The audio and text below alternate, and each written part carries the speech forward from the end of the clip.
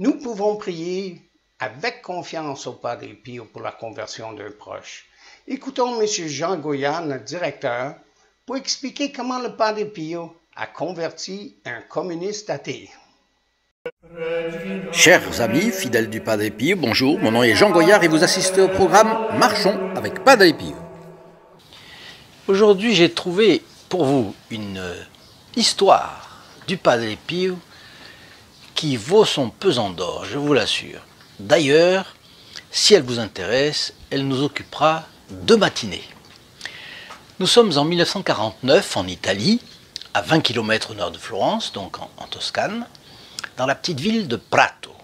Cette ville a toujours vécu de sa production de textiles et de son commerce de textiles. Juste un mot d'histoire qu'il serait dommage, à mon avis, de ne pas connaître sur cette ville. Elle a été le lieu de naissance et d'activité principale du fameux Dattini. Je ne sais pas si vous avez entendu parler de lui. C'est au début du XVe siècle.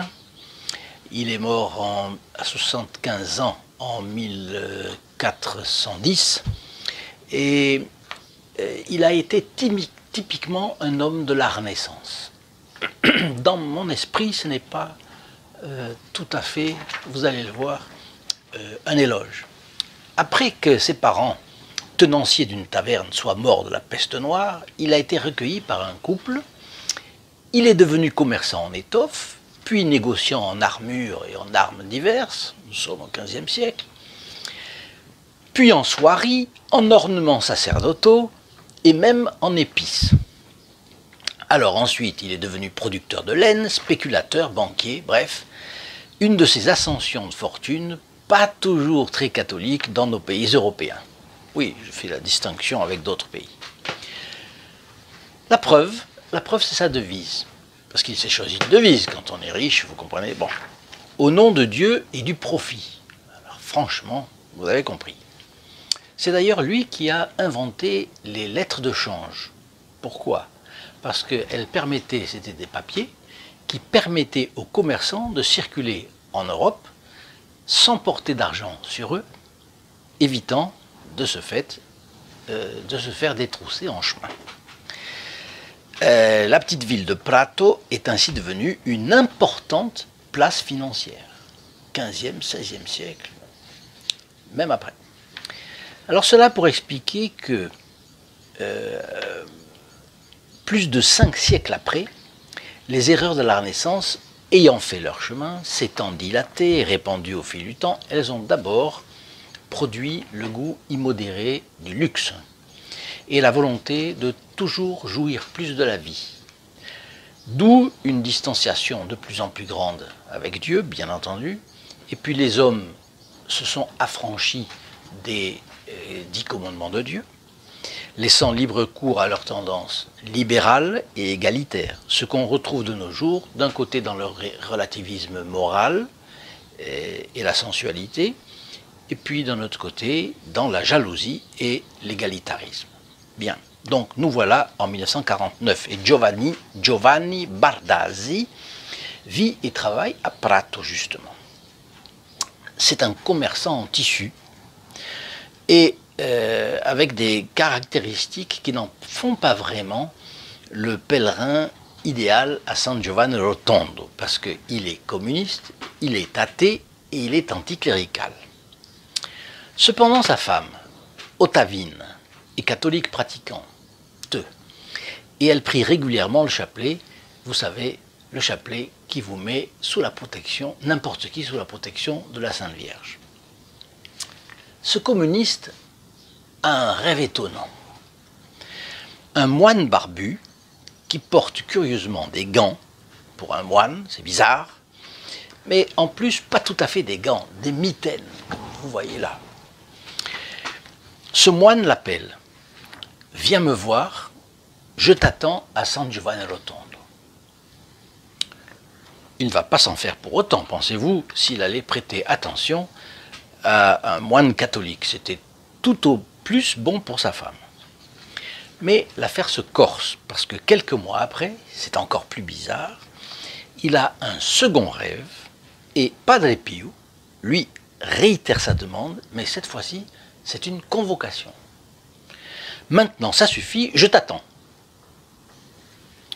Et voilà Giovanni Barrasi, fort perplexe.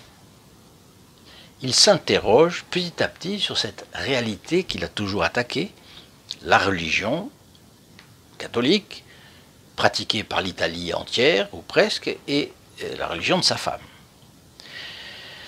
Mais attention, on est après la guerre, en 1949, et vous savez qu'il y a beaucoup de communistes à ce moment-là, aussi bien en Italie qu'en France.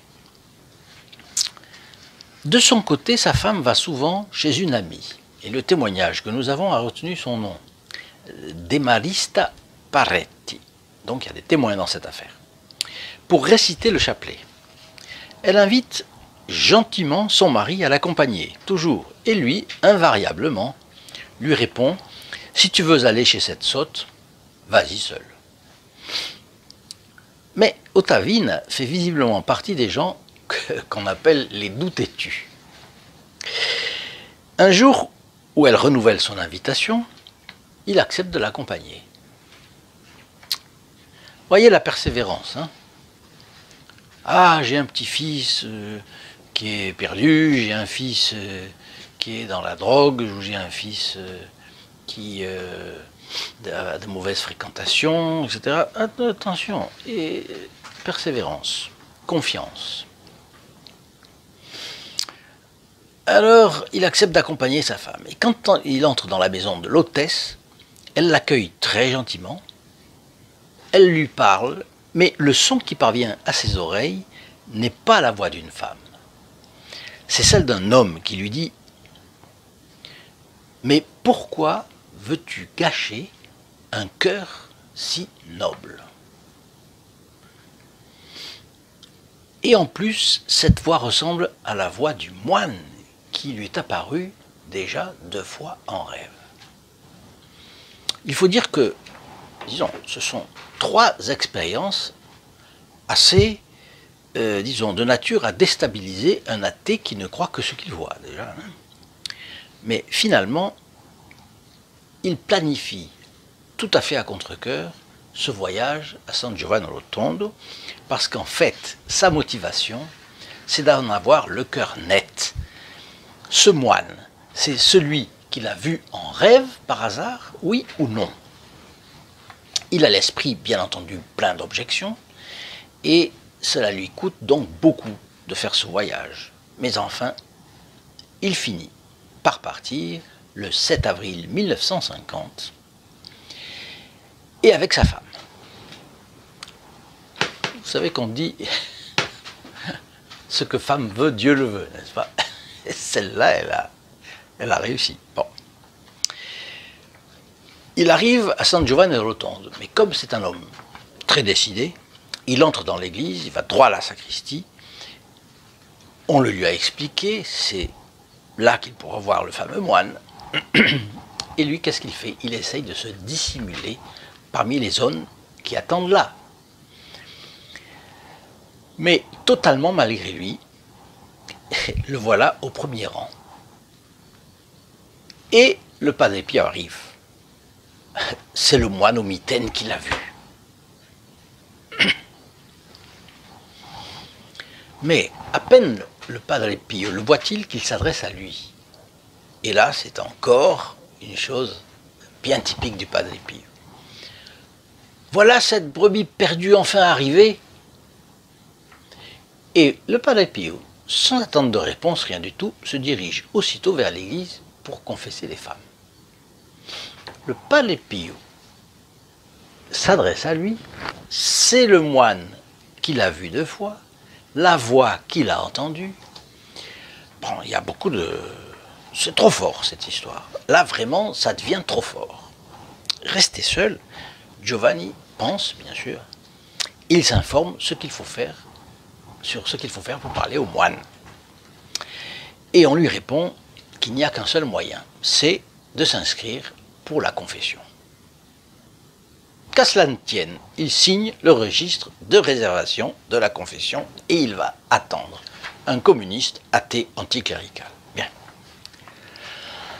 Vous me direz, on est en Italie, mais parce qu'en Italie, la présence du catholicisme est forcément très profonde, ou elle l'était au moins. Aujourd'hui, je ne sais pas. Mais ça arrive partout, hein, pas seulement en Italie, je vous l'assure. Après quelques jours, donc son tour arrive. Son tour arrive, le sacristain l'appelle. Il s'approche du confessionnal, mais Padre Pio ne lui laisse même pas le temps de s'agenouiller. Et il lui dit, va-t'en, va à la messe et reviens dans 2 mois.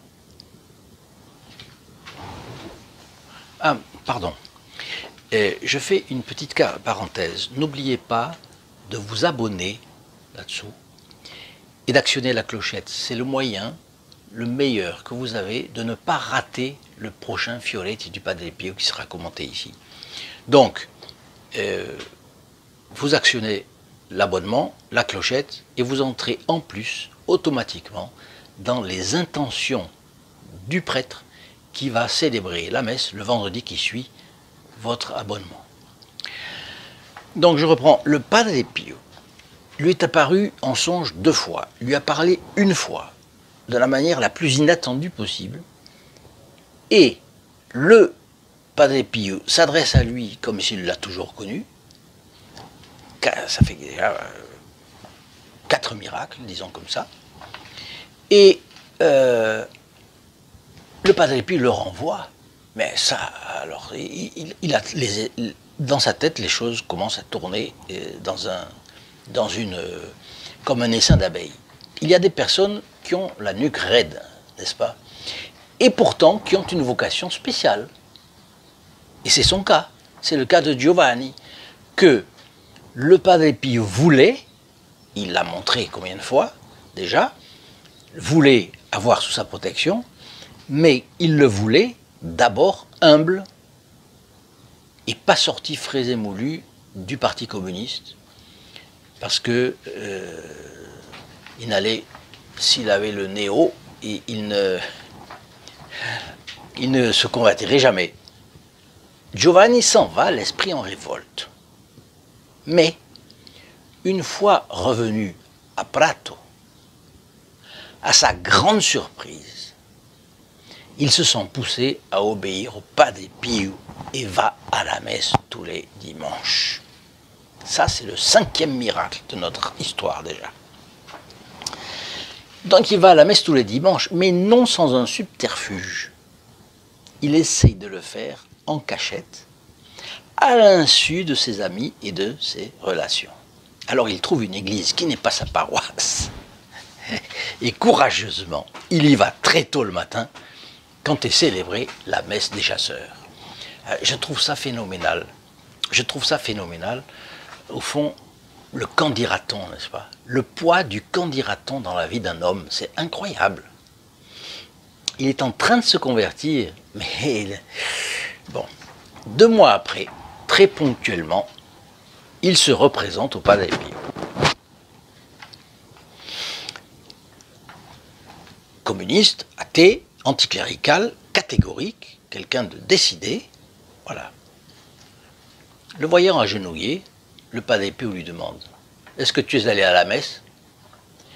Réponse, « Oui, mon père, j'y suis allé tôt le matin, avec honte. » Le Padre Pio s'exclame, « Repars, tu es pire qu'avant !» Pardon. Quelques mois après, Giovanni revient pour une 3e fois.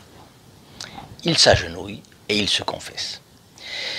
Il avoue avoir parfois blasphémé, et le père le lui reproche sévèrement. Il répond au père, « Vous me reprochez d'avoir blasphémé, et si je vous disais que j'étais communiste ?» Vous voyez, là, le démon lui a fait sortir cette histoire, parce que si le Padre Pio s'engage dans cette affaire de communisme, pas et ça serait très compliqué. Parce que lui, il a ses convictions, il a tout son inconscient qui est quand même encore très marqué par le communisme. Réponse du Padre Pio. Mon fils, il ne s'agit pas de couleur politique. Le fait est que ton âme est encore sale. Et là, le Padre Pio s'éloigne. Il s'éloigne. Il le fait sans dureté, sans méchanceté, mais il s'éloigne. Il a une attitude de partir. Bon. Alors, aujourd'hui, entre nous, aujourd'hui, n'importe qui reprocherait au Padre Pio d'avoir perdu plusieurs occasions, 3 au moins, de repêcher cette âme. Non ? D'ailleurs, je me demande s'il y a encore des prêtres aujourd'hui qui osent refuser l'absolution à quelqu'un. Disons, croyez-vous qu'il y ait aujourd'hui moins d'occasions qu'à l'époque du Padre Pio pour refuser l'absolution? Moi, je crois le contraire. Mais d'un autre côté, si un prêtre le faisait aujourd'hui, ce serait un scandale. On crierait à la discrimination. Non, à partir du moment où un fidèle vient demander l'absolution dans la confession, et il faut qu'il l'obtienne. Je crois que c'est pas comme ça. Hein. Bon, enfin. Mais on crierait à la discrimination, et je me demande si ce prêtre-là n'aurait pas de graves problèmes. Bon, mais enfin. Par exemple, est-ce que vous avez remarqué que y a-t-il des sermons auxquels vous ayez assisté où on est parlé contre l'avortement? Et pourtant, l'avortement, il y en a 230 000 ou 225 000 au bas mot chaque année en France, c'est-à-dire tous les jours ouvrables, c'est 2 par minute, c'est fou. Bon, mais attention, l'avortement détruit les psychologies des femmes, et d'autant plus les détruit que la femme se cache à elle-même la gravité de l'acte. Et puis l'avortement détruit les familles. Bon, on le sait bien. Donc on pourrait bien penser à ça. Disons, il y a des hommes qui ont le cuir épais. Et Padre Pio sait les traiter en hommes. D'autre part, Giovanni est un tempérament catégorique.